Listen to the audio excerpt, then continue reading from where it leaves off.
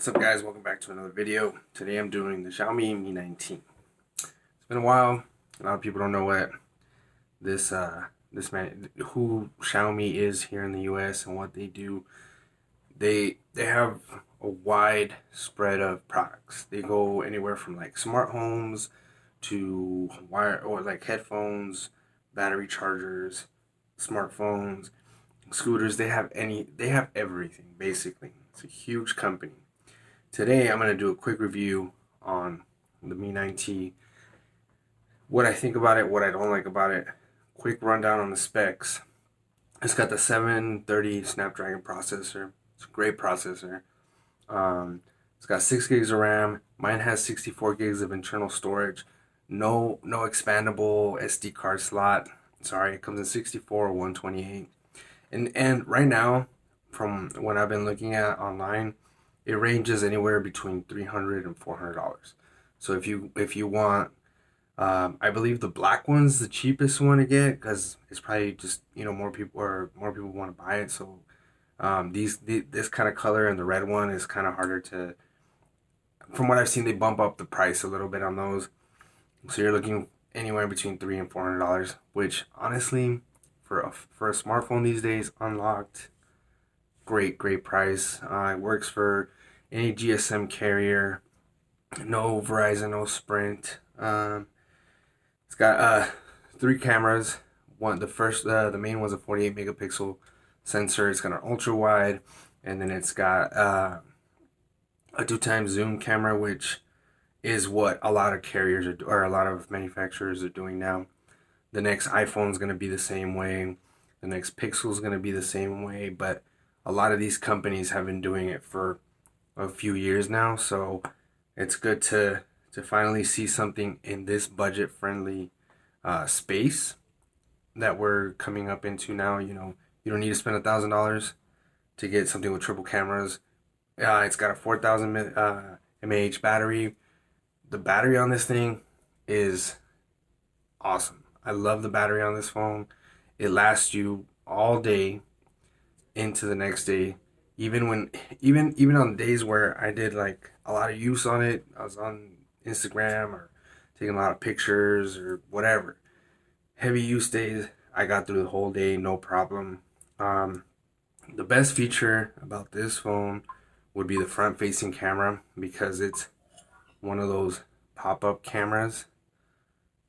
I don't know if you can see that. See how it pops up and down? You can change the colors. It's a 20 megapixel front-facing camera. I like how companies are going pretty much bezel-less without notches or anything like that. I love that feature about this phone. And just so it's a great experience overall, and I like how everybody from Samsung to Apple to the Pixels to everybody, OnePlus, everybody is coming out with triple cameras and near bezel-less displays. My favorite is honestly this implementation of a front-facing camera with the pop-up camera. That's my favorite. I have the OnePlus 7 Pro, which does the same thing. It's a pop-up camera. I'm gonna go through a few things I don't like about this phone, and then just give you guys the overall gist of what I think about it. It has in-display fingerprint sensor, and even though it's good, when you come from a OnePlus 7 Pro, where you just pretty much place your finger and it opens, it's great. I'm not saying it's bad. It's just not as snappy as the OnePlus 7 Pro. The OnePlus 7 Pro, you just put your finger on it. Once you get used to it, boom, it opens up. This one, sometimes you gotta hold it down a little bit. Sometimes you gotta find it. Sometimes it's not as snappy as I wish it would be, but for $300 to $400 in-display fingerprint sensor, not bad.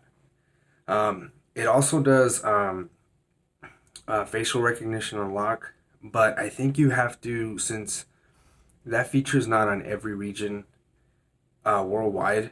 I think you have to change it to another region. I haven't tried it. I haven't needed it. I don't want to I don't want to swipe, have the camera come out, and then, you know, on my OnePlus 6T, you just looked at it and it would unlock. You know, but when you add moving pieces to a phone, it just adds more time. That way, I just left the fingerprint scanner, boom, good to go. Um, I don't like MIUI. It's not a bad, it's not a bad interface, user interface. But what I've noticed I love the always on display. You can change any of these animations if you want. But the one thing I don't like is I haven't figured out how to change the wallpaper on my lock screen.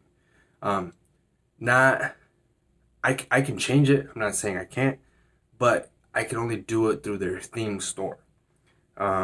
Anything else, I can't add a picture. So if you're trying to add a picture of your kids or something like that, I couldn't figure out how to do it. I had to go through either the theme or the wallpaper store that comes with the MIUI. They have their own theme store and stuff like that. That's one cool thing about it, but we'll talk about that later.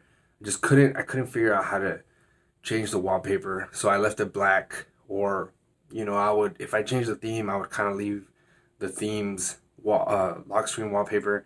But then the regular wallpaper you can change to anything. You can put pictures on it. You can do anything with that. From what I found out.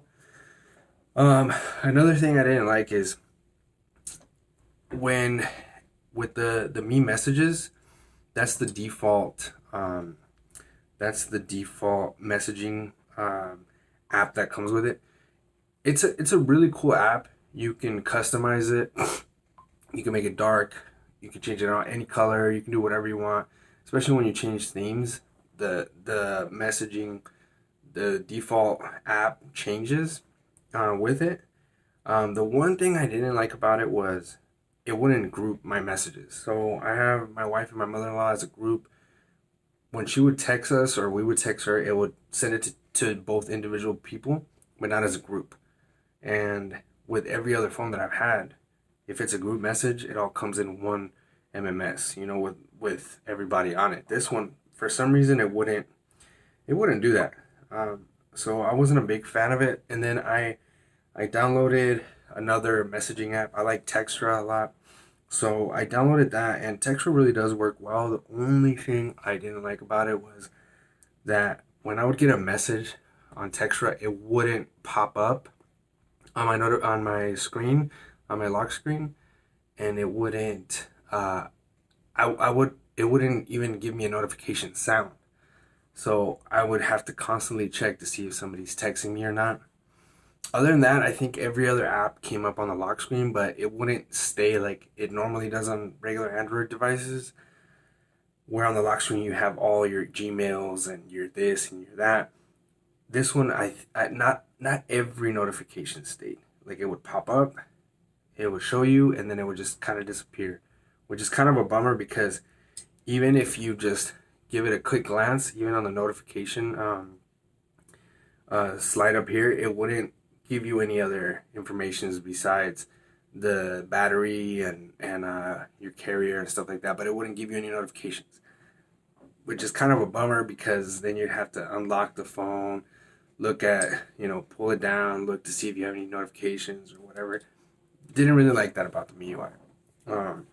Another thing I didn't like about MIUI is no app drawer, which is not really a big deal because luckily this is the global version. So I downloaded Nova Launcher, and now I have an app drawer. Other than that, those are like really minuscule. You could live with everything, you know, if you don't mind getting individual text messages from a group message, use the default messaging app. It's great. It's a really good app. I like all the customization it comes with. But other than that, I mean, I couldn't really find anything I didn't like. Now, things that I love about this phone is I'm coming from a OnePlus 7. My OnePlus 7 Pro has been my daily driver since it came out. And when I got my hands on this one, this is probably one of the first phones that I could say I'm happy without I'm happy spending my money on this and not worried about my main driver, my daily driver. This is easily a daily driver. If you're a power user, if you're man, if you're just in that world of $1,000 phones, then I wouldn't get it. You know? Sorry, I'm getting a notification. Then I wouldn't get it because I would say it's a great device for anybody and everybody. But if you're used to iPhones, if you're used to Galaxy, the S10, the Note 10, the Huawei P30 Pro, if you're used to like those kind of phones, this is probably not gonna fit you because of how it's got the Snapdragon 730 chipset in it. And I'm not saying it's slow, but it's not as fast as you know, for day-to-day use, you don't really notice it unless you're coming from one of those devices, in which, being that I'm coming from a OnePlus 7 Pro, that phone's the fastest phone that I've ever had. And switching to this one, that's the one thing I can tell. Here and there, you would open the camera and it would kind of not lag, but it would take a little while to open. And other than that, I mean, the phone is a great alternative. If you are a person that, like me, I need two phones. If I travel and something happens to my main phone, this is a great backup device. Great backup device. The cameras on this thing are amazing. They don't have OIS, but it didn't stop me from taking a lot of pictures. I love taking pictures with this phone. At night, it has a night mode to it, but it's not 100% great. The good thing about Android is that you can download different cameras, different apps to use as, you know. I downloaded the Google camera, and certain pictures I ended up using it. But the features that come in the camera, the filters you can play with, it just gives you so many modes to like play around with and take pictures. I loved it, especially being able to take video with the ultra wide camera, something I can't do on my OnePlus 7 Pro. I really like that. I didn't think I was actually going to use it until I actually had the option of, let me see, take a video with an ultra wide camera and stuff. That was actually cool. Really, really cool feature to have when you don't have it. Other than that, I mean, like I said, this is a great alternative for any, if you have the Note 10, the S10, the OnePlus 7 Pro, and then you just need a little backup phone. This is one of the best phones that I could actually say I recommend to people. Great battery, great screen. The screen is beautiful on this thing. It almost looks like if you look at it, it's a full HD display, but you definitely would have to look at it and compare it with another screen that's a higher resolution for you to see the difference. Otherwise, you don't see it. But overall, great camera, great battery. The size is perfect. Coming from the OnePlus 7 Pro, that thing is massive. This was really nice to hold in my hands, and with the case that comes included, it really adds a little grip to it. So I'm happy about that. Overall, I mean, for day-to-day use, it's really snappy. 6 gigs of RAM really helps out. MIUI, in a nutshell, it's pretty clean, but I'm glad they implemented some Google things to it. Some they applied like the notification screen changed. It used to be a little different. I don't know how it was, but it was a little different.